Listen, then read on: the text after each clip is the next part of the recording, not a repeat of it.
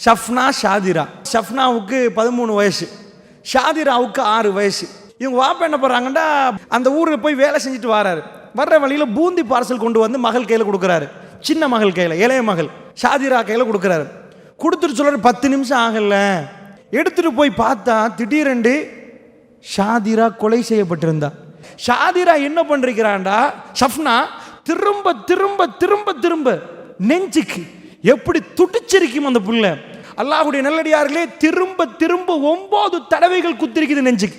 ஒரு பொம்பளையில் ஒரு ஆம்பளைக்கு கத்தியை கொடுத்து ஒரு தடவை குத்த சொல்லி ரத்தம் பாய்ந்தால் அடுத்த குத்து ஒரு சாதாரணவனானுக்கு வராங்க. அதாவது நிறைய ரத்தத்தை பார்த்தவர் குத்துவாரு, சாதாரணமான ஒரு மனிதனுக்கு அடுத்த குத்து குத்த இயலாது.